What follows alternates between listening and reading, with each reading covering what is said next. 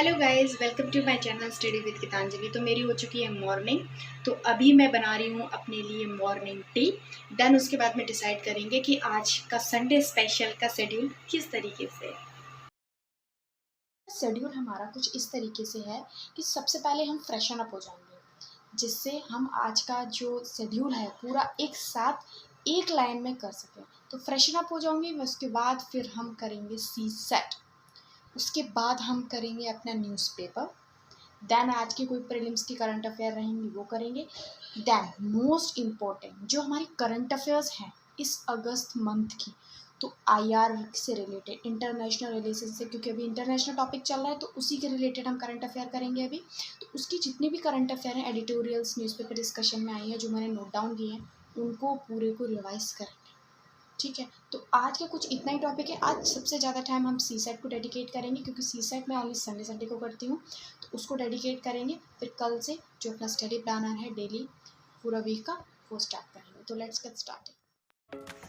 तो सी सेट ये मैं करने वाली हूँ। मैंने सोचा फ्रेशन अप होने के पहले क्यों ना पहले सी सेट का आउटलाइन बना लूँ कि आज कौन सा टॉपिक करना है और किस तरीके से किसी भी टॉपिक को करना है। ठीक है, क्योंकि हमें पहले जानना पड़ेगा ना तो किसी सेट के क्वेश्चन किस तरीके से आते हैं। तो सबसे पहले मैं क्वांटिटेटिव एप्टीट्यूड से स्टार्ट करने वाली हूँ, दैट इज़ मैथ सेक्शन से स्टार्ट करने वाली हूँ और मैं उसका आउटलाइन बना रही हूँ। तो ये मेरे पास बुक है एक सी सेट की, बहुत स्टार्टिंग में ही मैंने ख़रीदी थी, हालांकि यूज़ नहीं की, बट अब मैं यूज़ करने वाली हूँ इसको। तो इसको देखते हैं और देख रही हूँ मैं कि सी सेट की कोई अच्छी यूट्यूब पे क्लासेस मिल जाएं, क्योंकि यूट्यूब पे बहुत ही अच्छा इफ़ेक्टिव स्टडी कराते हैं। तो मैं सोच रही हूँ यूट्यूब की कोई क्लासेस मिल जाए जिससे मैं अपना सी सेट स्टार्ट कर दूँ। तो मैंने सोच लिया है मैं आज स्टार्ट करने वाली हूँ परसेंटेज, और उसको करेंगे आज। मैंने एक सी सेट की यूट्यूब पे क्लास तो देख ली है, बट मैं सोच रही हूँ कि पहले 2022 के क्वांटिटेटिव एप्टीट्यूड के क्वेश्चन पेपर एनालाइज करूँ, देखूँ उसमें किस तरीके के क्वेश्चंस पूछे गए हैं। ठीक है, तो इससे मुझे पता चल जाएगा कि मुझे मैथ्स किस रेंज तक करनी है, क्योंकि मैथ्स तो बहुत ब्रॉड है और कोई क्लासेस भी देखूँगी तो उसमें मैथ्स कोई नीट लेवल का, कोई आईआईटी लेवल का करा रहा है, बट हमारे अकॉर्डिंग हमें क्लासेस देखनी है। ठीक है, तो मैं पहले उसका क्वेश्चन पेपर देख रही हूँ कि क्वेश्चन पेपर में किस तरीके के क्वेश्चंस हैं, जिस तरीके मैं जान पाऊँगी मैं सही क्लासेस सही डायरेक्शन में जा रही हूँ कि नहीं जा रही हूँ। तो मैंने क्लासेस निकाली 2022 question paper analysis of prelims CSAT, और मैं उससे देखकर पहले क्वेश्चन खुद ट्राई कर रही हूँ, फिर देख रही हूँ कि क्लासेस में कोई मिल जाए उसकी पूरा आंसर सॉल्विंग सेक्शन, तो जिससे कि मैं देख पाऊँ कि मैं सही सॉल्व कर रही हूँ कि नहीं। मैथ्स इतना भी मेरा वीक नहीं है, बट हाँ वीक है in comparison to other subjects. ठीक है, तो यही मैं कर रही हूँ। तो ये मैंने स्टार्ट कर दिया यूट्यूब पे क्लास देखना, और मैं उसको आंसर सॉल्विंग देख रही हूँ कि किस तरीके से आंसर बताया गया है। तो यूट्यूब पर क्लास देखने से ये पता चल जाता है कि हम सही डायरेक्शन में है कि नहीं। सी सेट में सबसे पहले हम क्वेश्चन पेपर को देखना पड़ेगा, तब हमको सी सेट के लिए किसी भी टॉपिक को उठाना चाहिए, क्योंकि टॉपिक तो किस तरीके क्वेश्चन आ रहे हैं, राइट। क्वांटिटेटिव एप्टीट्यूड में मिसिंग नंबर्स आते हैं कि इसके बाद कौन सा आएगा, इसके बाद कौन सा आएगा। नंबर सिस्टम से क्वेश्चंस बहुत आते हैं, परसेंटेज से क्वेश्चंस आते हैं, कंपैरिजन बेस्ड कि 20 मार्क्स अगर अनु को मिलेंगे, 30% मार्क्स इंक्रीज होके बी को मिले हैं तो कितने टोटल मार्क्स होंगे। इस तरह के वर्क आवर्स होते हैं कि ए बी काम को इतने टाइम में कर रहा है तो सी टाइम इतना करेगा, मतलब इस टाइप के क्वेश्चंस होते हैं। तो जब तक हमें ये नहीं पता होगा कि किस तरीके के क्वेश्चन पूछ रहे हैं तो हम करेंगे कैसे। तो सबसे पहले हमें उसमें यही देखना होगा कि क्वेश्चन पेपर में किस तरीके के क्वेश्चन पूछे हैं। तो आप सभी लोग से यही है कि सी सेट अगर प्रिपरेशन कर रहे हैं तो सबसे पहले क्वेश्चन पेपर, किसी भी सब्जेक्ट्स के लिए क्वेश्चन पेपर एनालाइज कीजिए, उसके बाद किसी भी टॉपिक पर जंप कीजिए। तो ये मैं उसी में सी सेट में ही लगी पड़ी हूँ, आज मैं पूरे दिन सी सेट ही करूँगी। तो क्वेश्चन पेपर एनालाइज करने का मैंने स्टार्ट कर दिया परसेंटेज का टॉपिक। तो मैं परसेंटेज कर रही हूँ, जिसमें मैं डिफरेंट परसेंटेज के क्वेश्चंस की कितने टाइप के परसेंटेज के क्वेश्चंस आए हैं उनको देख रही हूँ। तो इस तरीके से आप भी सी सेट को अच्छे से टैकल कर सकते हैं और सी सेट की प्रिपरेशन कर सकते हैं। सी सेट ख़त्म करने के बाद अराउंड 4 to 5 o'clock मैं चली गई मार्केट थोड़ा सा सामान लेने के लिए। दैन उसके बाद मैंने खाना प्रिपेयर किया, फिर मैं स्टार्ट कर दिया मैंने 8 या 9 o'clock पे अपना न्यूज़पेपर, क्योंकि आज न्यूज़पेपर मैंने किया नहीं था तो मैंने स्टार्ट कर दिया न्यूज़पेपर।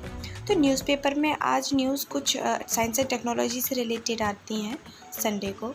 तो आज न्यूज़ सबसे पहली ये थी कि जो हम जेनेटिक मॉड्यूलेशन करते हैं और जेनेटिक मॉडिफिकेशन करते हैं, इन दोनों में डिफरेंस क्या है, राइट? कि जेनेटिक मॉड्यूलेशन और जेनेटिक मॉडिफिकेशन में डिफरेंस क्या है, कि जब हम किसी चीज़ को उसी के जीन के थ्रू इंट्रोड्यूस कराते हैं, वही जीन इंट्रोड्यूस कराते हैं जेनेटिक मॉड्यूलेशन, लेकिन कहीं अदर से हम कोई जीन उसमें इंट्रोड्यूस करा देते हैं तो वो कराता है जेनेटिक मॉडिफिकेशन, जो कि हमने कर रखा है बीटी कॉटन में, ठीक है। नेक्स्ट मैंने आज की न्यूज़ हमारी ये थी कि जो होमोलोगस और हेट्रोजेनस जो हम वैक्सीन्स लेते हैं क्या इफ़ेक्टिव है। मतलब होमोलोगस अगर हम एक ही तरह की वैक्सीन 2-3 बार ले रहे हैं, और हेट्रोजेनस जब हम एक वैक्सीन्स डिफरेंट ले रहे हैं, पहले हमने कोविशील्ड ली, फिर कोवैक्सीन ले ली, फिर स्पुतनिक ले ली, तो ये क्या इफ़ेक्टिव है। तो बताया गया कि heterogenous vaccines are more effective than homologous vaccines. Then उसके बाद एक आर्टिकल था फ्लैश फ्लड्स के ऊपर कि हिमाचल प्रदेश में फ्लैश फ्लड आ गया है, इससे बहुत लोगों की जान चली गई, तो उसके ऊपर एक आर्टिकल था।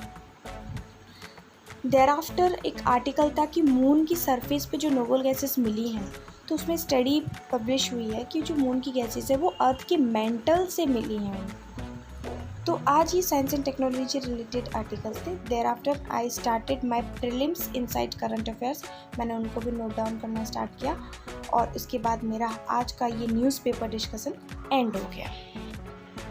तो जब न्यूज़पेपर ख़त्म करने के बाद मैंने रीडिंग एंड कंप्रहेंशन स्टार्ट कर दिया सीसेट का, जिसमें मैंने डिफरेंट ट्रिक्स सीखी कि किस तरीके से हम रीडिंग कंप्रहेंशन के क्वेश्चंस को टैकल कर सकते हैं, कि ऑथर की जो बोल रहा है, जो भी पैसेज दिया रखा है उससे रिलेट करना है, ना कि अपना एंगल ध्यान में देना है, और किस तरीके से जो सुपरलेटिव्स आते हैं रीडिंग एंड कंप्रहेंशन पे।